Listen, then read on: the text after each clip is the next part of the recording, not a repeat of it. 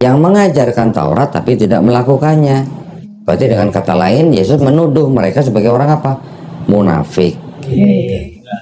Yesus menyebut mereka dengan sebutan apa? Hai kamu keturunan ular beludak, gitu kan. Ya, Yesus bilang hati-hati dan waspadalah terhadap orang ragi Farisi dan Saduki. Kalau yang Saduki itu orang-orang Israel juga, tapi mereka tidak ikut campur dalam urusan agama. Mereka biasanya berurusan dengan urusan politik gitu. Pada waktu itu kan bangsa Israel dikuasai oleh Romawi. Nah, yang berurusan dengan orang-orang Romawi itu orang-orang Yahudi yang Saduki, yang ngurusin agama Farisi.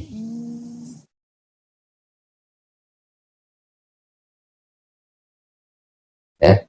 Jadi kalau begini, orang Islam atau orang yang masuk Islam sebenarnya mereka tidak meninggalkan Yesus, tapi mereka mengikuti sunnah Yesus dalam Bible malah. Sunnah Yesus, arti perbuatan yang dilakukan Yesus di dalam Bible itu malah yang dilakukan sama orang Islam. Sedangkan orang Kristen malah tidak mengikuti perbuatan Yesus, tapi mengikuti ajaran Paulus. Kan sekarang orang Kristen percaya bahwa mereka dosa sudah ditebus dengan matinya Yesus di atas kayu salib. Kan gitu orang Kristen kan. Sedangkan Yesus nggak pernah bilang aku akan mati di atas kayu salib untuk nebus dosa kamu. Dan Yesus nggak pernah bilang aku akan mati di atas kayu salib untuk membatalkan hukum Taurat. Tapi itu semua ajaran Paulus. Yesus yang mati di atas kayu salib sudah membatalkan hukum Taurat. Kalau kamu mengaku Yesus sebagai Tuhan dan Juru Selamat dengan mulutmu dan percaya dalam hati bahwa Tuhan sudah membangkitkan Yesus, baru kamu selamat. Gitu. Yesus yang ngajarinya kalau kamu tidak bertobat dan menjadi seperti anak kecil ini, kamu tidak masuk surga. Perbedaannya di situ. Jadi tidak benar kalau kita orang Islam meninggalkan Yesus, tidak. Di dalam Islam, di dalam Quran kita membaca Quran surat Maryam ayat ke-30. Dia Nabi Isa alaihissalam berkata, sesungguhnya aku ini adalah hamba Allah. Qala ini Abdullah. Dia memberiku kitab. Kitab apa? Kitab Injil. Tapi bukan ini, kitab Injil gitu. Wajah alani nabiya, dia Allah menjadikan aku seorang nabi. Ya, di sini Yesus juga ngakunya sebagai seorang nabi. Pernah baca? Nah, Matius 13 ayat 57 nih. Matius 13:57. Baca depannya dulu nih. Yesus ditolak di Nazaret. Kemudian Yesus ditanya sama orang, dijawab begini sama Yesus. Lalu mereka kecewa dan menolak dia, maka Yesus berkata kepada mereka, seorang nabi dihormati di mana-mana, kecuali di tempat asalnya sendiri dan di rumahnya. Kira-kira kalau baca begitu, judulnya begini, Yesus lagi ngomongin siapa? Dirinya sendiri. Diri sendiri. Berarti Yesus ngaku nabi nggak kalau begitu? Sebenarnya dia nabi. Seorang nabi ditolak di mana-mana, kecuali di rumah sendiri. Ini lagi ngomongin diri sendiri, berarti Yesus ngaku nabi. Orang lain nyebut Yesus apa? Nabi apa Tuhan? Tuhan. Di mana orang Kristen sekarang nyebut Yesus Tuhan?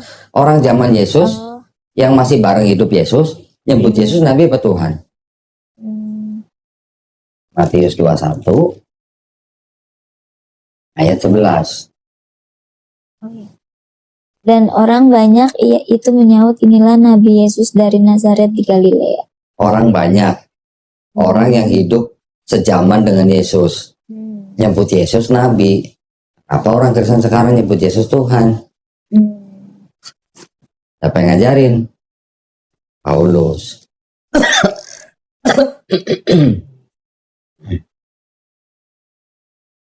Jadi sebenarnya antara Bible, khususnya yang 4 gospel, Matius, Markus, Lukas, Yohanes, yang menceritakan tentang Yesus, sebenarnya ini masih cocok, masih ada yang cocok dengan Quran, masih ada.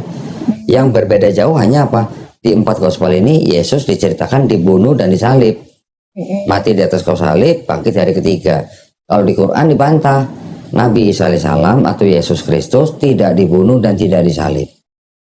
Di Quran surat An-Nisa ayat 157 dikatakan wa ma qataluhu wa ma salabuhu walakin syubihalahum. Dia tidak dibunuh, dia tidak disalib, tetapi yang disalib adalah orang yang diserupakan.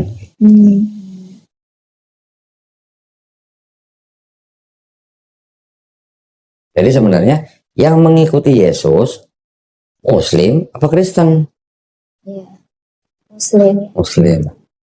Nanti ayat-ayatnya Maureen boleh catat, boleh tunjukkan kepada keluarganya Maureen. Atau tunjukkan videonya kepada keluarga Maureen untuk mereka menonton dan mengecek sendiri dalam Bible mereka. Nanti makanya ayat-ayatnya akan saya tampilkan supaya keluarga Maureen juga bisa cek dan recheck gitu. Jangan sampai omongan saya dianggap asumsi, saya tidak mau. Ada ayatnya semua di sini. Baik kok. Ya. Yesus sendiri ngaku dia punya Tuhan nggak?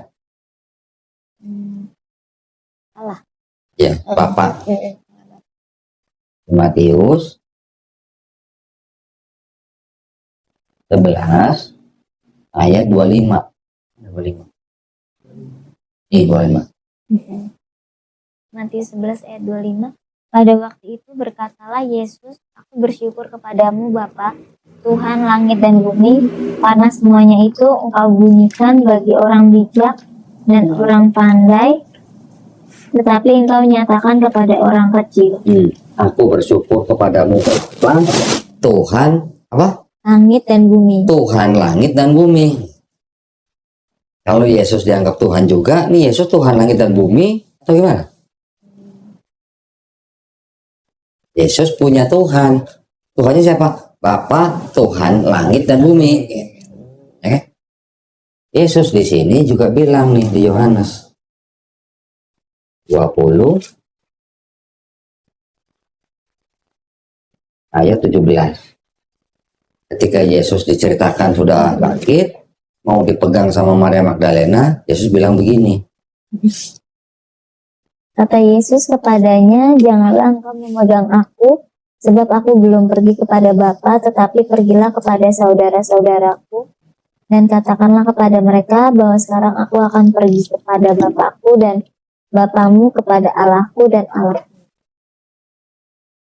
Perhatikan kalimatnya. Aku akan pergi kepada Bapakku dan Bapamu. Berarti Yesus punya Bapa yang sama dengan Bapaknya murid-murid kan? Dan kepada Allahku dan Allahmu. Berarti Yesus juga punya Allah yang sama dengan Allah murid-muridnya. Betul kan? Kalau Yesus disebut sebagai Tuhan, apakah Tuhan punya Tuhan gitu? Enggak. Enggak. Buktinya di situ Yesus bilang apa? Allahku dan Allahmu, Bapakku dan Bapamu. Di Quran, Nabi Isa alaihissalam juga mengajarkan Bani Israel untuk menyembah siapa? Menyembah Dia, Allah Subhanahu wa taala. Tuhanku dan Tuhanmu. Di Quran surat Maryam ayat ke-36. Nanti tampilin ayatnya di sini. Jadi antara Quran dan 4 gospel, Matius, Markus, Lukas, Yohanes, masih ada kesamaan. Bedanya hanya masalah cerita penyalipan. Ajarannya sama. Berarti tidak benar kalau orang Islam atau mualaf yang masuk Islam itu meninggalkan Yesus, itu tidak benar. Yang benar, mualaf itu meninggalkan ajaran Paulus. Nah, itu benar. Baik. Kalau Kristen sebenarnya tidak bisa disebut sebagai pengikut Yesus karena tidak melakukan yang tadi, yang 7 hal itu. Tapi Kristen itu adalah pengikut Paulus, penyembah Yesus. Menyembah Yesus sebagai Tuhan, tapi mengikuti ajaran Paulus. Tuh. Mau tanya lagi?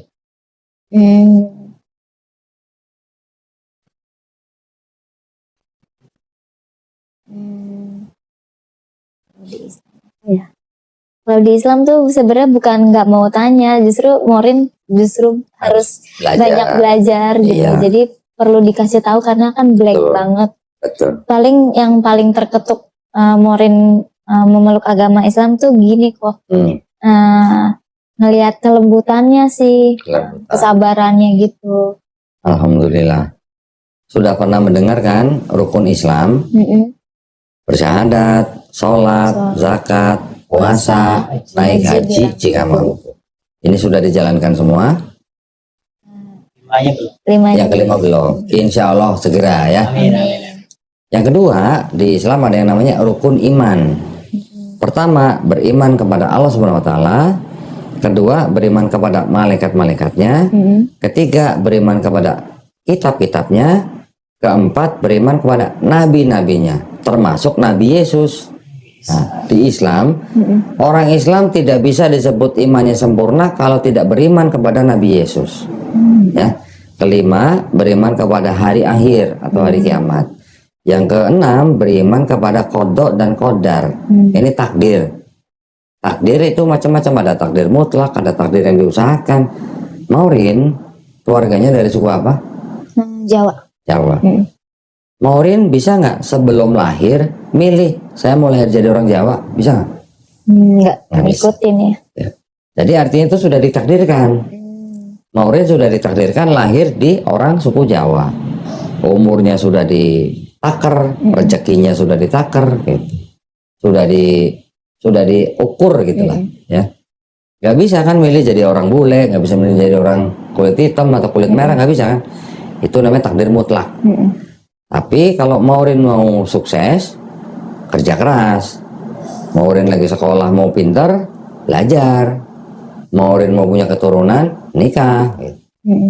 Itu namanya takdir yang ikhtiar, diusahakan. Ya, rukun iman ini sangat penting karena ini menjadi pondasi daripada dasar iman Islam kita.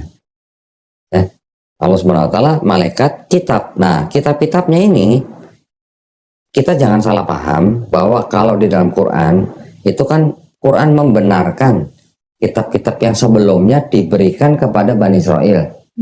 Ada kitab Taurat, kitab Zabur, kitab Injil.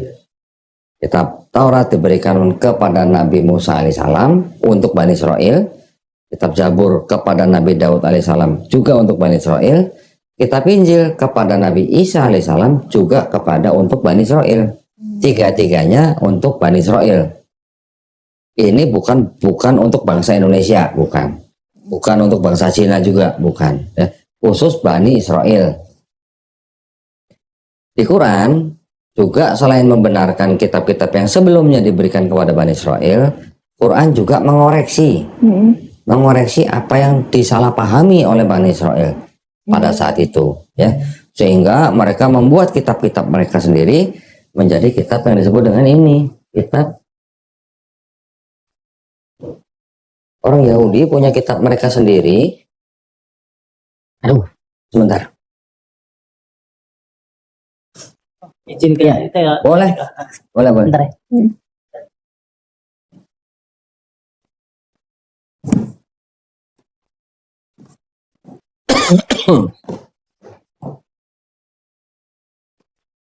ya. Mana ya?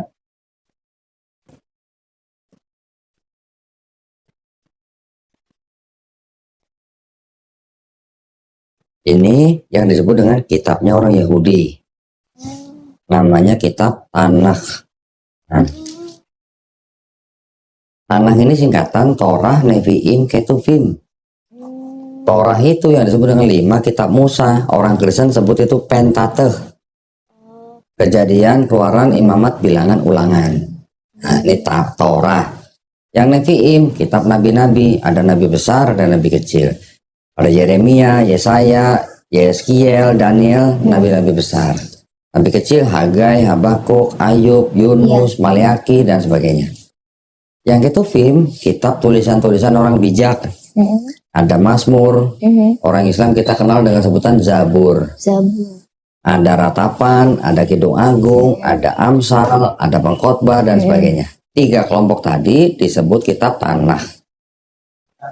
Nah, ya, Tanakh ditulis dalam bahasa Ibrani. Tulisannya mirip seperti tulisan Arab, ditulis dari kanan ke kiri. Ya. Nah, ini yang disebut dengan kitabnya orang Yahudi. Tapi di dalam Quran disebutkan ada kitab Taurat, kitab Zabur, kitab Injil. Apakah yang dimaksud dengan kitab Taurat dan kitab Zabur itu ini? Ternyata bukan.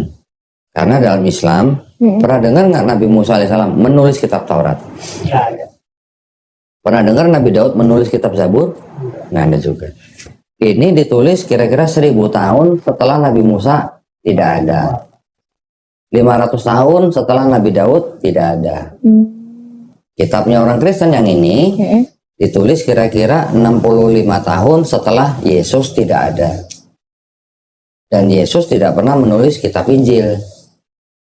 Ya, di Islam kita juga tidak pernah membaca kan Nabi Isa alaihissalam menulis kitab Injil, ada nggak? Nggak ada juga. Berarti yang disebut dengan Injil di dalam kitab orang Kristen itu bukan Injil yang diterima oleh Nabi Isa alaihissalam. Karena kalau di Quran yang disebut Injil dalam Quran itu cuma satu. Sedangkan ini kan ada Injil Matius, Injil Markus, Injil Lukas, Injil Yohanes gitu. Lalu nanti ada Injil-Injil yang lain. Itu bukan Injil yang diterima oleh Nabi Isa alaihissalam. Ya. Nah, yang disebut dengan kitab itu apa kalau gitu? Kalau ini bukan kitab Taurat Zabur yang dimaksud oleh Quran dan ini bukan kitab Injil yang dimaksud oleh Quran, lantas mana kitab Taurat Zabur Injil yang dimaksud Quran? Ya dong, pertanyaannya kan itu. Sekarang kitab Taurat Zabur Injil itu artinya apa? Artinya adalah wahyu-wahyu yang diturunkan Allah SWT kepada Nabi dan Rasulnya untuk Bani Israel pada zaman itu. Betul? Wahyu itu gimana?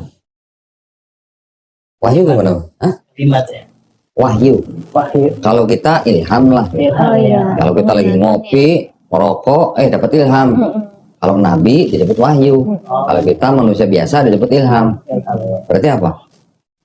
Nggak tercatat.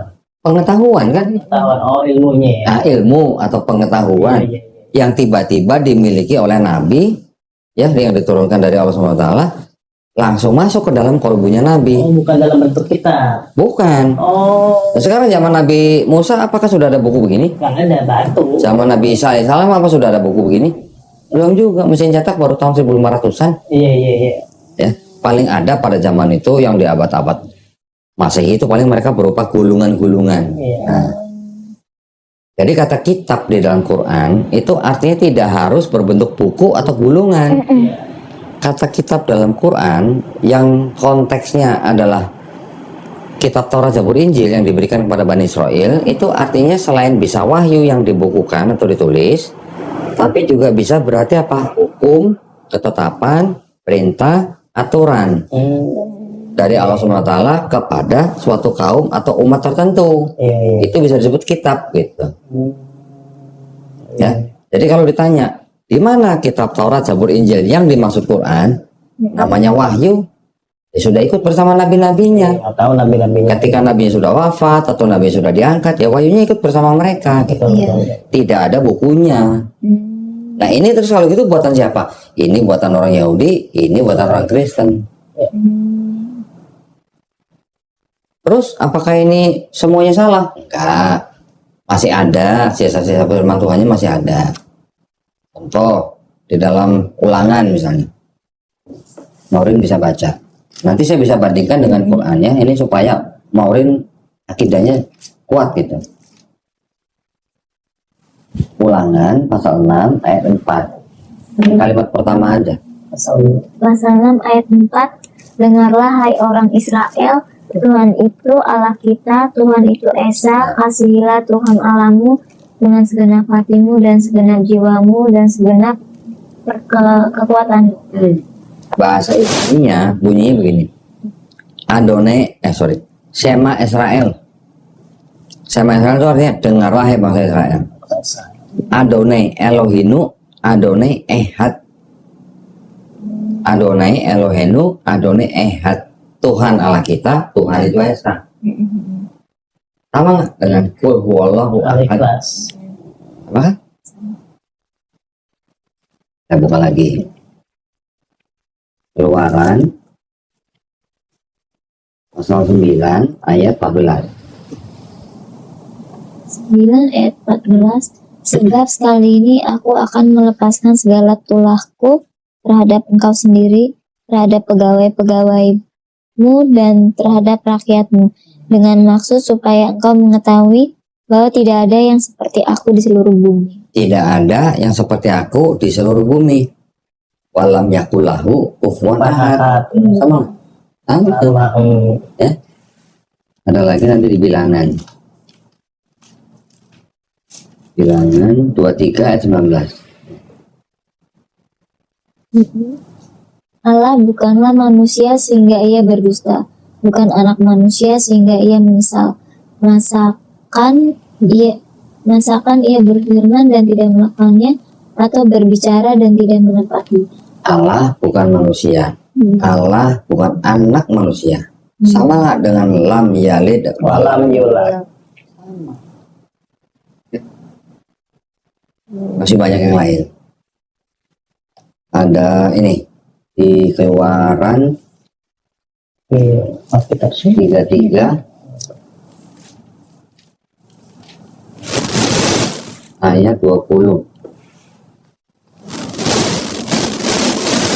20. Ayat 20 lagi firman-Nya, engkau tidak tahan memandang wajahku, sebab tidak ada orang yang memandang aku dapat hidup. Sama. Di Islam juga begitu. Kita memahaminya tidak ada manusia yang bisa memandang Allah hidup. Nabi Musa pengen lihat Allah aja baru dikasih lihat sedikit. Keagungannya aja gunung hancur. Gunungnya. Nabi Musa pingsan gitu.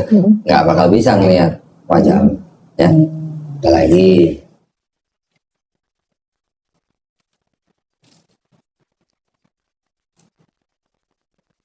Raja-raja 8 ayat 27. Ayat 27. Tetapi benarkah Allah hendak diam di atas bumi? Sesungguhnya langit, bahkan langit yang mengatasi segala langit pun tidak dapat memuat engkau. Nah. Terlebih lagi rumah yang kudirikan ini. Langit yang mengatasi segala langit tidak dapat memuat Tuhan. Langit yang mengatasi segala langit, berarti langit ada berapa? Banyak. Banyak. Di Islam kita mengenal ada berapa langit? 7. 7 langit. Tahu nggak besarnya langit pertama dengan langit kedua seperti apa? Dibandingkan dengan langit kedua. Atau nggak usah langit pertama deh. Bumi. Bumi dibandingkan dengan langit pertama seperti apa? Pasir. Seperti cincin dibuang di padang pasir. Pasir banget. Seperti apa? Bisa nggak kelihatan? Boro-boro gitu ya.